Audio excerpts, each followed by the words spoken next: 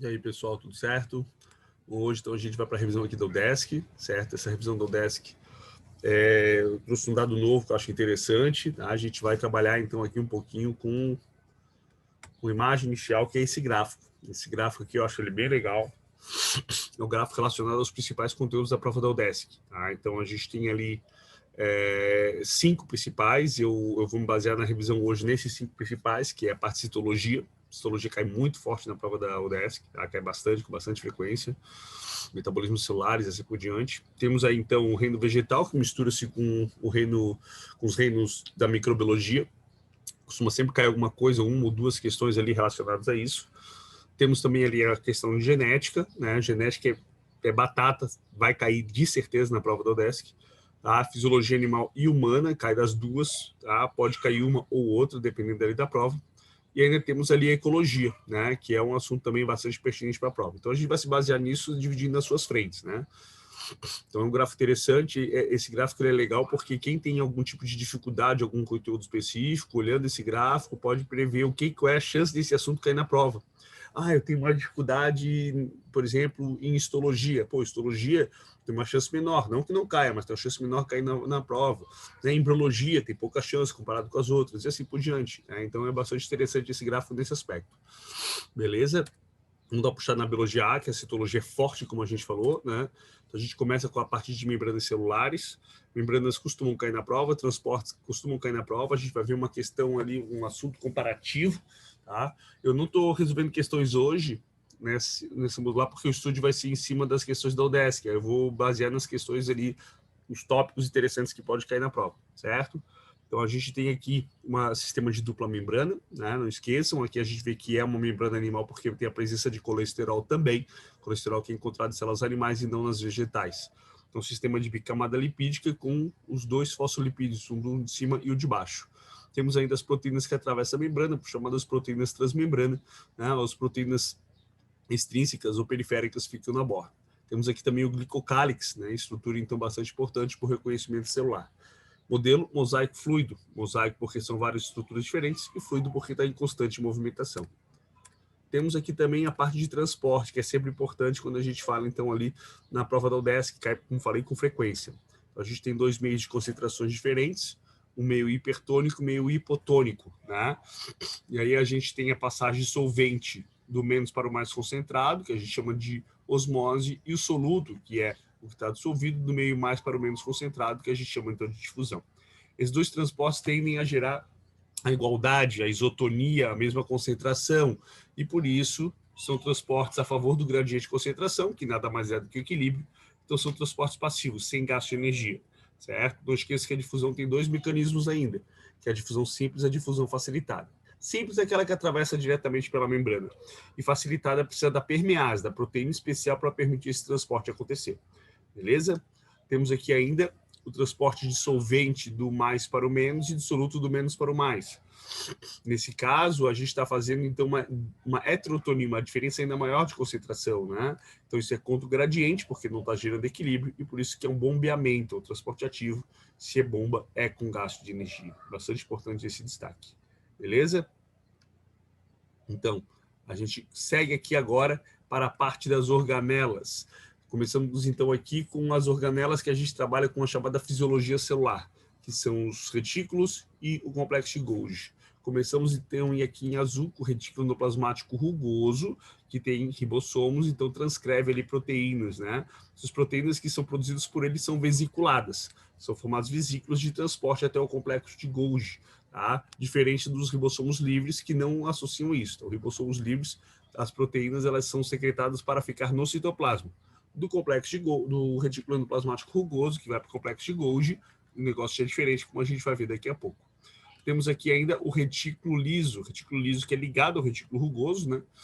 Não tem os ribossomos, então sintetiza lipídio. Mas uma outra função muito importante que é nas provas é a desintoxicação celular, né? Então ele faz parte principalmente de células hepáticas, células do fígado. Outra organela que trabalha com ele são os peroxissomos, que a gente vai comentar daqui a pouco. Temos então aqui o complexo de Golgi. O complexo de Golgi é a organela que vai terminar o trabalho dessas outras duas. O retículo rugoso e liso enviam suas moléculas produzidas para o complexo de Golgi, onde acontece o fenômeno chamado de processamento. Processamento não é a produção, é a transformação da molécula. Então, transforma-se uma molécula de proteína nessa situação numa glicoproteína, uma lipoproteína, ou altera-se simplesmente o pH para ela se tornar funcional. Tá? Além disso, o complexo de Golgi forma vesículas que vão formar outras organelas, como o lisossomo, vão formar também ali as vesículas de secreção e, além disso, vão lançar as proteínas da membrana para a membrana. Tá? Então, tudo passa pelo complexo de Golgi nesse sentido. Temos aqui ainda os lisossomos, organela proveniente do retículo rugoso e do complexo de Golgi. O retículo rugoso manda as proteínas e o complexo de Golgi as processa, tornando então meio ácido, por isso são ali hidrolases ácidas, com pH 5,5, diferente do pH do citosol, que é 7,2. Tá? Os lisossomos fazem digestão por heterofagia, quando é digestão de algo de fora, autofagia, quando é algo de dentro da própria célula, como uma organela, ou autólise, ou suicídio celular, ou apoptose, que é o suicídio da célula, como o nome já diz. Tá? Os peroxissomos são organelas que não vêm do complexo de Golgi, eles vêm do retículo endoplasmático rugoso, adicionado então as proteínas que vêm dos ribossomos livres. Elas são mandadas para lá onde são empacotadas e formada essa vesícula. O peroxissomo faz a digestão celular. Então, ele vai digerir ali as estruturas celulares, desintoxicar as estruturas, ele faz desintoxicação, é o lisossomo que faz a digestão, né? Mas o peroxissomo, então, ele vai fazer a desintoxicação junto com o retículo plasmático liso, certo? Então, toma cuidado com a prova, como é que eles colocam ali a questão, é muito comum na prova da UDESC, que é a primeira coluna com a segunda, se eles colocarem ele peroxissomo e retículo liso, e no outro lado tiver então ali dizendo que tem desintoxicação celular, tem que tomar bastante cuidado, tem que procurar outra função que provavelmente vai ser do retículo liso, reserva de cálcio, como acontece no tecido muscular, ou síntese de lipídio, certo? Temos ainda aqui os centrossomos que participam diretamente de todo o fenômeno da formação de cílios e flagelos e também formam ali as fibras do fuso. Não são encontrados em células vegetais, a menos gametas de criptógamos. Tá? O único lugar que vai encontrar centríolo. O resto tudo não vai ter estrutura centriolar. Tá? E temos as mitocôndrias, o motorzinho da célula, onde tem a produção de energia. Né? Ali, então, a respiração aeróbia é sintetizada, formando, então, ali o fenômeno de glicólise, que é extracelular. Aí, depois, sim, a ciclo de Krebs e a cadeia de transporte de elétrons. Tá? Bom, como hoje na prova na revisão da CAF eu já dei uma revisada então de respiração celular, eu acho interessante a gente revisar então agora a fotossíntese. A fotossíntese é um fenômeno extremamente importante aqui, feito pelos vegetais, onde ela é dividida então em duas etapas, né, que é a chamada fase clara e a fase escura. A fase clara, essa etapa inicial, é onde a luz incide, por isso o nome fase clara ou etapa fotoquímica. Aqui acontecem dois fenômenos. Primeiro, é a quebra da água que libera oxigênio e elétron carregado pelo NADP, transformando-se em NADPH, que é a chamada fotólise da água, foto, luz, lise, quebra, luz quebra água. E a outra é a fotofosforilação, que, como o nome já diz, a luz vai produzir ATP, vai fosforilar, certo? São os dois fenômenos que acontecem na fase clara. Então, aqui a gente tem a liberação do oxigênio a partir de uma molécula de água. Isso é extremamente importante destacar. O oxigênio vem da água. Na segunda fase, vem o gás carbônico sendo fixado no chamado ciclo de Calvin. Então, a gente tem o fenômeno chamado de fixação do gás carbônico. E, por fim, a síntese de carboidratos a partir, então, dos elementos que vêm aqui da fase clara. Certo? A fase escura, ela pode acontecer durante a luz? Óbvio que ela pode. Ela não precisa da luz, mas ela pode acontecer com a presença da luz sem problema nenhum. São 2 ciclos de Calvin, porque a gente tem a fixação de 3 gás carbônicos por vez. Para totalizar 6, tem que ter, então, ali 2 ciclos, certo? Bom, quais são os fatores que influenciam na fotossíntese que a gente tem que se ligar, então? Temos a luz, que é um fator extremamente limitante, né? Temos também o gás carbônico, que é um substrato de limitação, e a temperatura, que pode gerar desnaturação quando é muito alta. A gente também tem aqui, então, outro assunto muito importante, que é o ciclo celular. Começando, então, com o período da intérfase, né, onde a gente tem, então, aqui os 3 ciclos, as 3 fases da intérfase, G1, S e G2. Fase G1, material genético permanece igual à célula normal, né?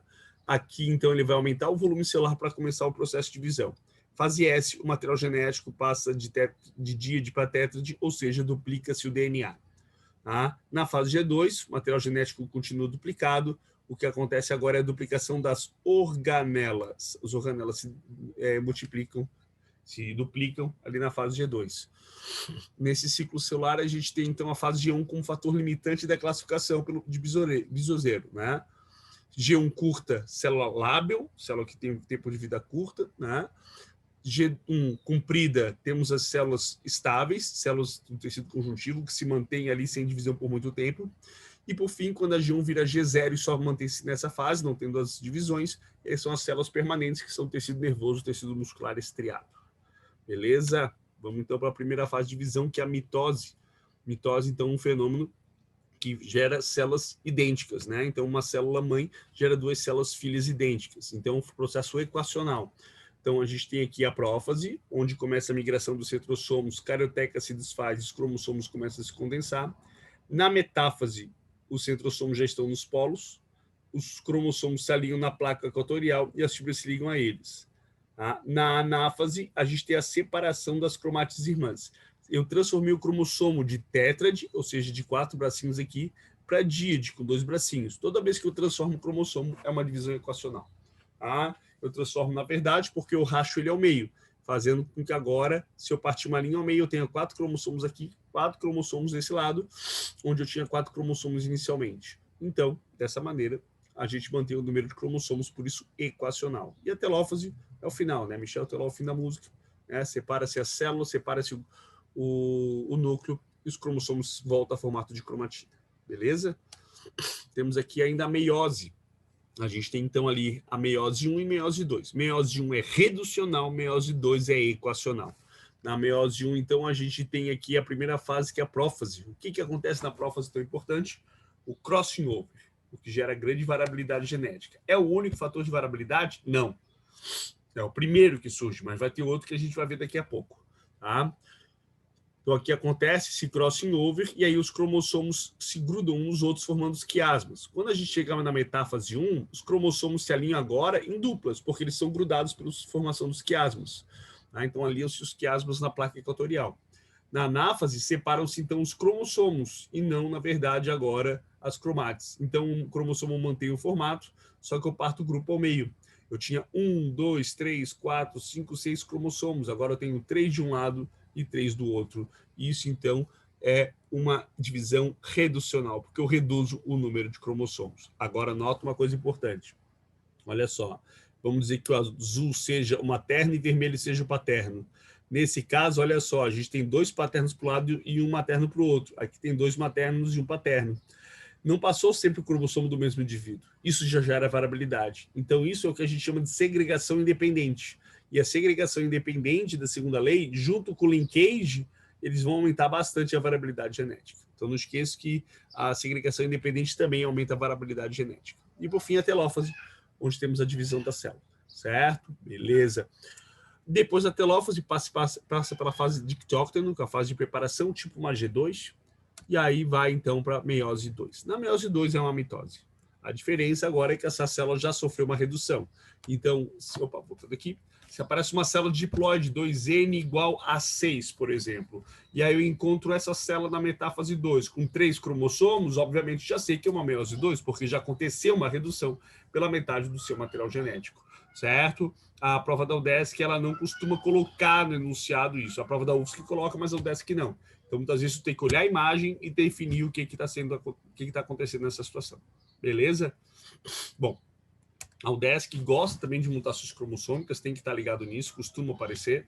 Tá? Então, a gente tem aqui as mutações cromossômicas de 2 tipos, né? As numéricas e estruturais. Vamos nos ater aqui às numéricas, onde a gente tem alteração no número de cromossomos. As euploidias, quando a gente altera o cariótipo todo, de 2N passa para N, ou 3N, ou 4N.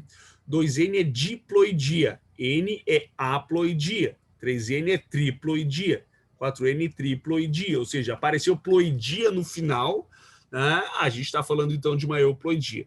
A única que não é uma euploidia é a aneuploidia, né? Que aí, no caso, tem euploidia também, mas é outro significado.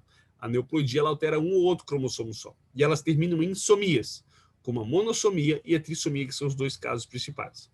A monossomia, temos o caso da síndrome de Turner, né, onde o indivíduo tem um cromossomo sexual a menos, então ele tem 45 cromossomos.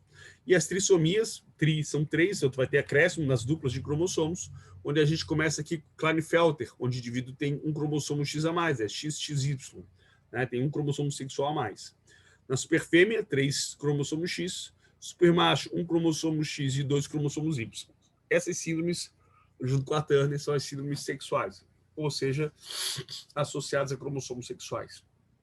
Down, que aumenta o número 21, Edwards, que aumenta o número 18, e Patal, que aumenta o número 13, são síndromes autossômicas, porque altera os cromossomos autossômicos e não os cromossomos sexuais.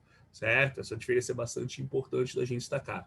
Toma cuidado que isso acontece no fenômeno chamado de não disjunção, a não separação correta dos cromossomos que acontece na meiose, tá? Seja a meiose 1, seja a meiose 2. Tá? Na meiose 1, todas as síndromes podem ser formadas, com exceção do supermacho. O supermacho só pode ser formada na não disjunção da meiose 2. Todas as outras podem ser formadas na meiose 2 também, tá? Mas supermacho só na meiose 2. Passando então essa parte, a gente pode ir aqui então para biologia B agora. Na biologia B, a gente começa então com a genética, que cai forte na prova do DESC.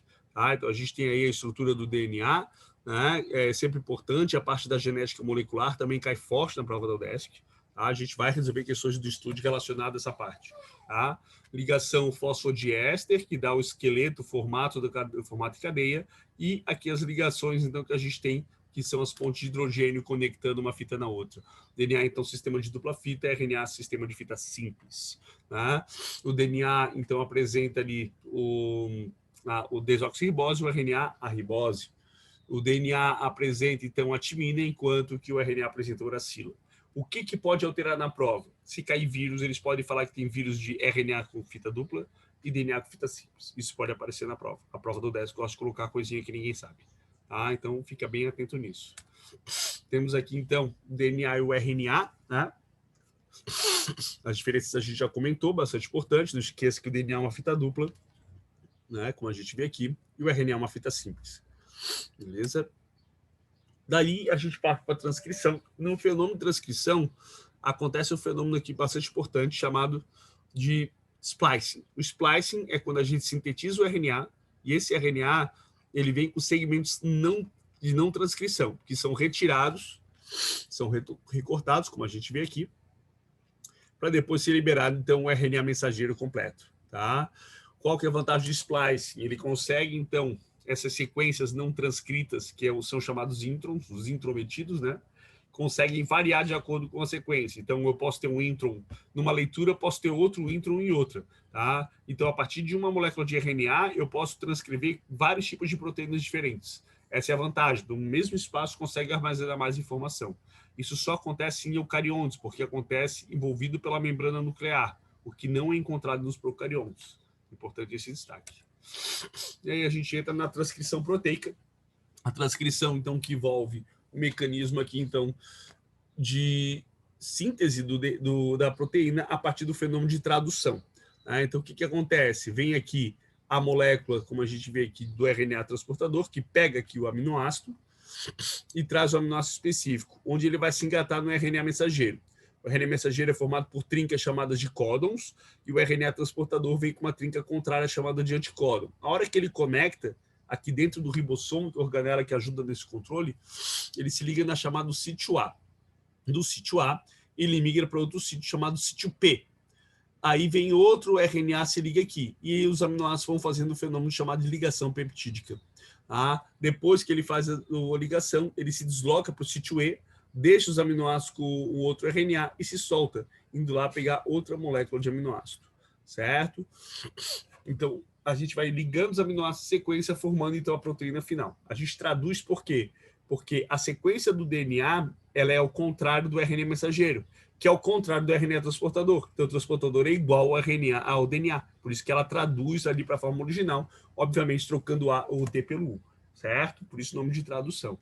E a tradução, a gente segue então a linha aqui do código genético, baseado no código para a gente traduzir os aminoácidos ligados a isso. Essa tabela é baseada no RNA mensageiro. Então, se eles te dão uma sequência de DNA para tu ver o código genético, tu tem que primeiro transcrever o RNA mensageiro, que é a sequência contrária. tá? Senão isso pode complicar bastante. Tem que ter muita atenção nisso no enunciado. A prova da UDESC gosta de fazer essa pegadinha ali para dar uma complicada, certo? Beleza. Continuando, a gente tem aqui, então, a biotecnologia, que é um assunto que costuma também cair com uma certa frequência, onde temos aqui a questão da transgenia. O que é transgênico mesmo? São seres que são modificados geneticamente, né, a partir de material genético de seres exóticos, seres distintos, não do mesmo ser vivo. Né? É comum nos vegetais, principalmente onde a gente se alimenta, nos animais, só a espécie salmão que é liberada para consumo. Normalmente não existe, então, ali animais que são consumidos de forma transgênica. Tá? Temos a clonagem, que é uma técnica interessante também, né? Que tem a ideia da formação de um indivíduo idêntico a partir de um óvulo não fecundado, onde a gente tem a transposição do núcleo do óvulo, colocando o núcleo de uma célula somática, certo? Não esqueçam que esse embrião, esse clone, ele vai ser igual àquele que doeu o núcleo, mas ele tem material genético também do óvulo, já que ele tem a mitocôndria do óvulo. A mitocôndria tem material genético próprio. Tomar cuidado com isso aí. Temos ali também a questão das células-tronco, né? Sempre importante estudo das células-tronco. As células-tronco embrionárias, aquelas que vêm do embrião, e as adultas, que vêm dos anexos embrionários e de tecidos adultos, tá? Toma cuidado, então, ali com os anexos embrionários, que são formações de células-tronco adultas. E ainda a técnica da terapia gênica, né? Que está bem forte isso, que é a alteração genética para gerar, então, a diminuição de algum tipo de característica que possa ser problemática, um tratamento de câncer, por exemplo, né, alguns outros tipos de doenças degenerativas. Beleza? Aqui, continuando, a gente vai, então, agora para a genética mendeliana, que cai bastante também na prova da UDESC. Tá? A genética mendeliana, então, assim, ó, tem que saber bem a base. Primeira lei cai forte, saber os conceitos, costuma cair questões teóricas dos conceitos, tá? A genética chega a cair 2 questões da prova, então tem que estar bem atento. Se considerar a genética molecular do DNA, pode cair até 3, tá?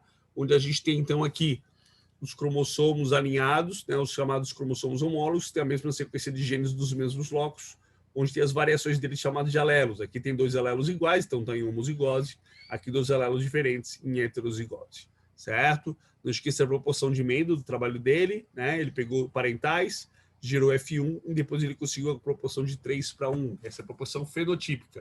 A proporção genotípica é 1:2:1. Tá? Tem que tomar cuidado com essas proporções e os termos que estão pedindo na prova. De hibridismo costuma cair, na verdade, costuma cair qualquer coisa de genética na prova do DESC. Tá? A prova do DESC, ela, na genética, ela é bem pentelha nisso aí. Então, segunda lei, não esqueça. Segunda lei nada mais é do que por uma primeira lei multiplicada. Tá? Então, aqui tem um exemplo da tabela com 16 caracteres, certo? Pode-se fazer uma tabela diferente, pode-se fazer uma tabela para V e uma tabela para R separadas. E aí depois só cruza, multiplica ali os resultados que te interessam. Tá? Eu acho mais fácil, mais rápido. A prova da UDESC, a matemática demora bastante, é difícil terminar, então é bom acelerar na biologia. Tá? Herança do sexo também não é uma coisa incomum de cair na prova. Tá? Tomem cuidado, então, com a herança do sexo, onde a mãe ali, ela fornece o cromossomo X e o pai fornece o cromossomo X ou Y. Então, quem define o sexo do filho é o pai. Né? Se é uma herança ligada ao sexo, como é a mais tradicional de cair na prova, não esqueçam que a mãe, ela caracteriza todos os filhos, ou seja, se a mãe, ela vai selecionar qual é o tipo de herança que o filho homem vai ter, já que ela define o X que vai ser passado para ele. Tá? E já nas meninas, é o pai e a mãe. Então, se o pai for normal, dominante, a filha obrigatoriamente vai ser normal, dominante também, né? Porque automaticamente o pai vai passar esse cromossomo X. Então, a filha tem a característica, depende muito do pai, tá? Para o filho, só da mãe. Isso é bastante importante. Temos também aqui um clássico exemplo de epistasia. Epistasia eu caí nos últimos vestibulares aí da prova da UDESC. É um assunto que a gente tem que lembrar de um gene inibindo a ação do outro, né? Então, aqui a gente tem um exemplo de uma proporção bem interessante, que é essa proporção de 9:3:4 é uma proporção relacionada, então, a uma epistasia recessiva, onde o alelo recessivo ele inibe a reação do outro. Quando um alelo inibe, ele é chamado de epistático. O alelo que é inibido é chamado de hipostático. Herança constitutiva também, já que é na prova da UDESC, né? Não esqueça do gráfico de expressão contínua, onde tu tem os dois lados idênticos, né? Dica para a gente lembrar de herança quantitativa na prova, não esqueçam que o número de fenótipos é o número de alelos mais 1. Ah, então, olha só, a gente tem aqui 1, 2, 3, 4, 5 fenótipos diferentes. eu tenho 1, 2, 3, 4 alelos, mais 1, 5. Então, essa é a regrinha para saber quantos alelos são envolvidos aí nesse tipo de herança. E linkage também é um assunto que não é tão comum, mas pode aparecer na prova. Linkage, não esqueço que na genética, é meiose. Saber fazer a segregação durante a meiose do crossover é bastante importante, certo? Então, fica a dica para vocês. Toda vez que eles pedirem o número de parentais, é só tu simplesmente não calcular, tu retirar a taxa de variação. Por exemplo, tem 10 unidades de recombinação, tem 10% de variação. Qual é a chance de aparecer descendentes com um genótipo parental? Simples, é só pegar os 90%, só aqueles que não sofrem crossing over. Então tu coloca 90% e já chegou no resultado. Não precisa nem fazer conta no papel. Que segue, a gente vai agora, então, para ecologia, outro assunto muito importante para a prova. A gente começa com as relações. Relações costumam cair. A prova de ecologia da UDESC geralmente é baba, é gabaritada para caramba.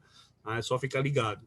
Então, as relações harmônicas, desarmônicas, sempre importante. Eu quero que vocês notem nessa tabelinha que eu coloquei, que está ali mutualismo e comensalismo. Mas onde é que está a protocooperação? Ela é mutualismo. Onde é que está o inquilinismo? Ela é comensalismo. Tudo pode ser inserido dessa maneira. Eles podem citar a parte, pode, sem problema nenhum, mas eles podem colocar protocooperação como mutualismo e inquilinismo como comensalismo. Então fica ligado bem nisso. Temos 2 exemplos de gráficos interessantes. O primeiro gráfico de cima, coelho e gato do mato, dá para ver claramente que é um gráfico de predação. Então, um dependente do outro ali influenciando no ciclo. Já o de baixo é um gráfico onde o primeiro gráfico coloca 2 populações isoladas e o último gráfico coloca as populações em conjunto e mostra, então, uma competição e uma tendência à extinção de uma espécie. Por quê? A sobreposição dos nichos ecológicos é muito grande, por isso que a competição interespecífica é muito intensa. Beleza? Outro exemplo aqui, ciclo do nitrogênio. Se é para falar de ciclos biogeoquímicos, passa o nitrogênio, porque se for para errar gás carbônico e oxigênio, pelo amor de Deus, né? É uma coisa básica, então não tem muito erro. É esse aqui que a gente tem que tomar cuidado. Então, não esqueça das bactérias que fazem um ciclo, certo? A única reação que não vai ter bactérias ali seria a amonificação, que é ter compositores gerais como os fungos. Mas quando a gente fala da fixação do gás carbônico, da nitrificação e da denitrificação, são todos seres do reino Monera. Todos que fazem essa reação. O único lugar que tu pode encontrar que não são bactérias, mas são do reino Monera, é a fixação do nitrogênio por retenção bactérias. Beleza? Sucessão ecológica é uma prova que cobra, é a prova da UDESC. Não esqueça que sucessão ecológica a gente tem 2 tipos principais, sucessão primária e secundária. Primária é aquela onde os seres vivos vão ter que criar um ambiente totalmente novo.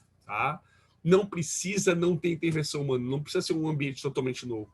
Pode ser um ambiente que foi modificado demais pelo homem, como exemplo clássico, Brumadinho, onde era um ambiente com rio e agora virou só um lodo total. Vai ter que primeiro aquele lodo endurecer para o solo poder ser intemperizado, sofrer um processo de erosão, para poder formar, então, ali grupos de seres vivos. Então, ali vai ser uma sucessão primária quando se der início. Isso é bastante importante destacar. Não esqueça que a gente tem um aumento de biodiversidade, temos um aumento de biomassa, certo? Mas temos uma diminuição no volume de produção líquida, certo? Ou seja, aqui no início tem uma maior produção líquida que no final, porque aqui tu tem muito corpo vegetativo, que é a parte da planta que não produz, Então tem um alto consumo energético nesse sentido, certo? Temos aqui alguns problemas ambientais, a gente fala sempre das queimadas, é interessante, mas eu vou destacar um outro que eu acho mais legal agora para esse ano também, a prova do desta aí, a nuvem de gafanhotos, O que é isso? É desequilíbrio ecológico, pessoal. Desequilíbrio faz com que esses seres, então, apareçam. Isso pode estar influenciado pela modificação do clima ou modificação da cadeia trófica, ou seja, alteração nas pirâmides alimentares. Retirada de predadores, por exemplo, facilita a propagação desses seres. Beleza? Passou isso, vamos para a biologia C. Obviamente vírus, Obviamente Covid, sempre importante. Covid é um vírus que apresenta, então, ali um vírus com RNA,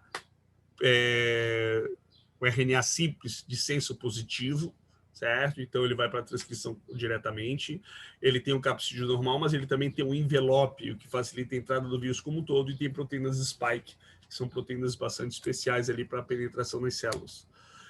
Covid, então, a princípio tem uma origem na China, mas pode aparecer a reportagem ali relacionada com a UFSC, que fez a descoberta da presença do Covid nos esgotos de Florianópolis ali em novembro de 2019. Então, antes do surgimento do coronavírus no no comentário dele na China, né? E já encontraram alguns em Barcelona em março de 2019. Tá? Então, bem antes, certo? É um vírus que ele está associado a uma transferência através de espécies distintas, como, por exemplo, ali, animais silvestres que chegou à população humana. Tá? Animais como morcego e pangolim estão envolvidos nesse ciclo. Não esqueça a diferença de endemia, epidemia, surto e pandemia. Né? Quando a gente fala de pandemia, ela é intercontinental, se espalha para várias regiões. Epidemia é intensa, mas é mais restrita quanto a área. Endemia é constante em uma determinada área. E surto é só um aparecimento, certo? A gente tem aqui o motivo dessa doença se tornar pandemia, né? Quando a gente compara com a gripe e com a SARS. A gripe atua nas vias respiratórias superiores. A SARS atua nas vias respiratórias inferiores. Então aqui ela se propaga muito, mas mata muito pouco. Aqui ela se propaga, ela mata muito, mas se propaga muito pouco. E aqui ela faz as duas ao mesmo tempo. Por isso que o índice de mortalidade é maior do que o da gripe, né? E automaticamente mais grave a doença nesse sentido. Por isso a capacidade de espalhar para o planeta inteiro. Temos aqui o processo inflamatório, que está relacionado então às proteínas spike, que se ligam aos receptores ECA2. ECA2 são os receptores, ou ECA2 são os receptores que controlam a vasoconstrição e vasodilatação dos vasos sanguíneos e controle da pressão sanguínea. Por isso que afeta diretamente o sistema respiratório e circulatório, certo? Quem tem comorbidade relacionadas a isso, como, por exemplo, problema de pressão arterial, diabetes, obesidade, tende a ter mortalidade mais alta, certo? Temos aqui no reino Monera as bactérias, onde a gente tem uma grande diferença das gram-negativa e gram-positiva. As gram-negativas são aquelas que são formadas de uma parede mais espessa de peptídeo-glicano, estão vendo? Já as negativas, elas têm uma camada de peptídeo-glicano, mas a cobertura de outra membrana por cima. Qual que é a importância disso? O antibiótico que vai ser administrado, certo?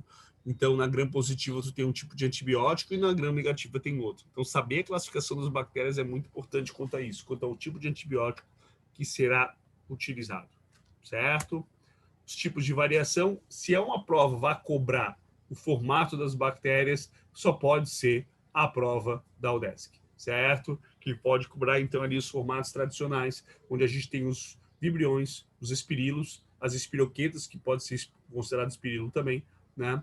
Temos os bacilos, que são formatos de bastão, e ainda os cocos, que são os formatos arredondados. Isso as formas coloniais também. Temos aí os fungos, cai muito essa microbiologia, então a gente tem que estar bem atento. Os fungos, então, são seres eucariontes, diferentes do reino Monera. São seres formados por células especiais chamadas de hifas. As hifas são células alongadas, que são septadas ou não, como a gente vê na imagem, certo? São seres heterotróficos, com digestão extracorpórea. Lançam as enzimas digestivas no meio para que aconteça a digestão. Né? São seres aeróbios ou anaeróbios facultativos. O que é facultativo? Pode ser aeróbio ou anaeróbio, dependendo da situação. Então, por isso são colocados em fermentadores fechados, para não ter oxigênio e poderem fazer a fermentação de forma bem intensa. Os fungos formam aglomerações chamadas de micélios, certo? E esses micélios podem se propagar em estruturas mais complexas chamadas de corpos de frutificação. A reprodução dos fungos é um fenômeno chamado de plasmogamia, onde temos aqui a fusão das hifas, que formam um zigoto diploide, e a partir de uma meiose, esse zigoto libera os esporos haploides, que dá origem às hifas novamente. Então, o ciclo haplobionte-haplonte. Temos dois grupos que apresentam os corpos de frutificação, estruturas que somam os esporângios, né, que são os ascomicetos e os basidiomicetos. Ascomicetos, temos o exemplo aí da penicilina, né, temos o exemplo do Saccharomyces cerevisiae, a levedura, e os basidiomicetos são os cogumelos tradicionais. Temos aqui agora a parte da fisiologia animal comparada. Não vou passar a zoologia em si, vou passar a fisiologia comparada, que é importante. Alguns sistemas são importantes destacar, como o sistema respiratório, onde a gente tem aqui a respiração pela pele. Tá? Aqui temos a respiração traqueal nos insetos, nos artrópodos principalmente.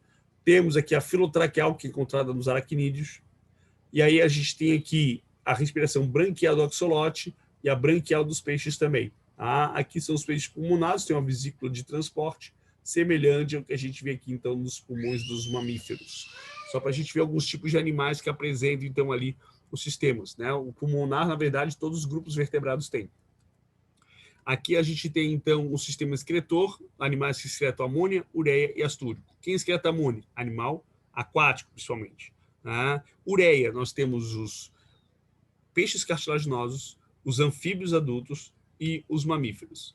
E já o ácido úrico, aqueles que têm ovo terrestre.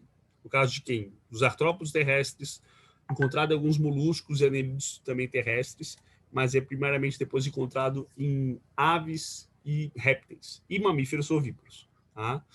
Uma coisa que costuma cair na prova é isso aqui, ó, a osmorregulação dos peixes. Toma muito cuidado. Para resumir, fica assim: peixe de água salgada faz bombeamento de sal para fora. Peixe de água doce faz bombeamento de sal para dentro.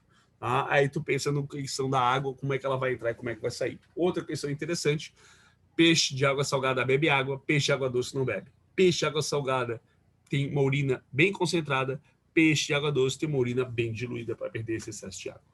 Beleza? Outra questão interessante é a circulação, onde a gente tem dois exemplos aqui, que é a circulação aberta, né, e a circulação fechada. Tá? A circulação aberta, o fluido sai dos canais, caindo então nas lacunas ou hemocele. Tá? Quando o sistema circulatório é aberto, a gente diz que eles não têm sangue, eles têm linfa, tá? Ou hemolinfa. E ali, depois na minhoca, a gente tem o sistema circulatório fechado, onde o fluido fica só dentro dos vasos, aí a gente passa a chamar de sangue. Tipos de corações já caiu na prova da UDESC, tá? Então toma cuidado. Peixes, coração bicavitário, um átrio ventrículo, circulação simples, só passa uma vez pelo coração, circulação completa, se mistura de sangue. Anfíbios tem 3 cavidades, 2 átrios e um ventrículo. Então aqui vai ter circulação dupla, né? Vai ter mistura do sangue, então a circulação é do tipo incompleta. Répteis tem ali um septo, mas ainda tem mistura, então é a mesma coisa que os anfíbios, circulação dupla e incompleta. Tomem cuidado com os crocodilianos, que eles têm o coração totalmente vedado e a mistura acontece fora do coração, no forame de Paniza.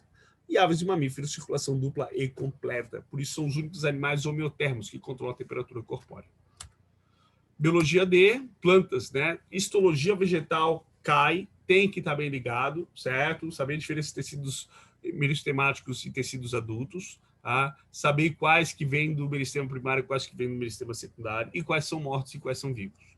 É bastante importante a histologia vegetal, porque ela é base aqui do que cai bastante da botânica.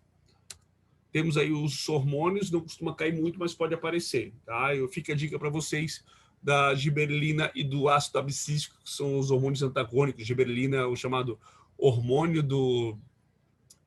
hormônio da primavera, e o ácido abscísico o hormônio do outono.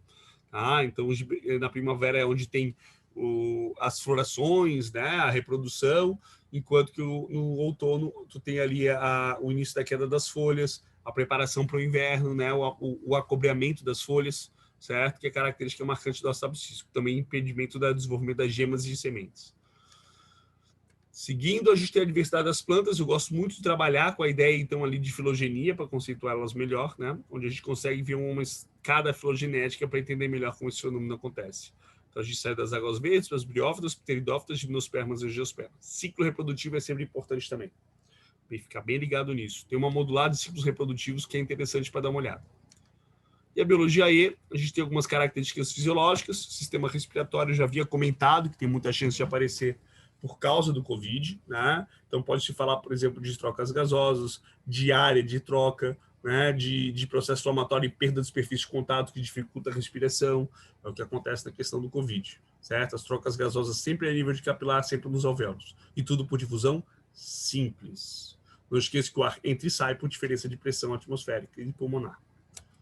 Temos aqui a questão do sistema imunitário, né? A gente tem que tomar cuidado com a diferença de imunidade humoral e imunidade celular, onde na humoral a gente tem atividades anticorpos e celular é quando a gente combate células infectadas através dos linfócitos TCD8 killer, o famoso citotóxico. Né? Diferença de sono vacina é batata, né? Vai cair praticamente meio que garantido uma questão relacionada a isso. A prova da UDESC é uma prova que gosta muito de atualidades também, não tanto quanto a CAF, mas gosta bastante. E a gente tem o sistema endócrino, que eu acho sempre importante da gente dar uma destacada também, certo?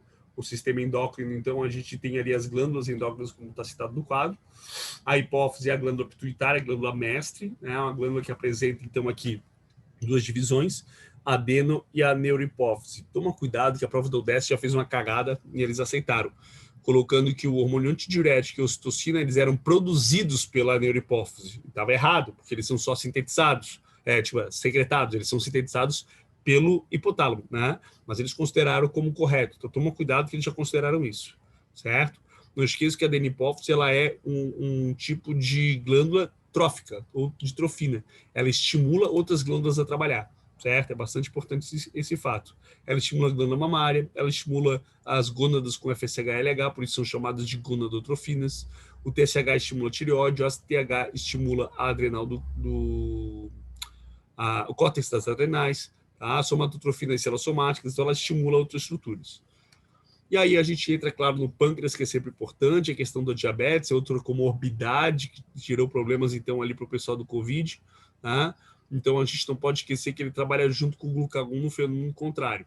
Então, quando a gente consome o alimento, a gente estimula, então, ali a produção da insulina, das células beta, que manda, então, a glicose para o fígado e para os tecidos. Baixou a quantidade de glicose na corrente sanguínea, inibe as células beta do pâncreas, estimula as células alfa, o glucagon é produzido, quebra-se o glicogênio, glicogenólise, e lança-se para o sistema circulatório, certo? Se faltar insulina, dá problema. A insulina pode faltar pela sua não produção, que é a chamada diabetes mellitus do tipo 1. A pessoa tem que tomar insulina para poder ativar o sistema, tá? Mas tem pessoas que têm insulina, mas ela não é receptada pelas células. Criar uma resistência à insulina, que hoje a gente chama de diabetes mellitus do tipo 2, certo? Então o corpo acha que tem hipoglicemia, e isso pode causar problema, que ele pode quebrar glicogênio, estimular, liberar açúcar no sangue, ele interpreta tudo errado. Nesse caso não adianta tomar insulina, porque a pessoa tem insulina. O que falta então é controlar a dieta. É aquela famosa diabetes do vô. Beleza? Então é isso, pessoal. A gente deu para ver a revisão da prova da UDESC. Tá? É bastante coisa, são 14 questões, então é uma prova cansativa, mas eu acredito que vocês consigam ir para a prova para gabaritar. Tá? Então, se não gabaritar, nem vem falar comigo. Mentira, pode vir falar assim. Tá? Mas qualquer dúvida é só me procurar. Um abraço para vocês e boa prova aí, pessoal.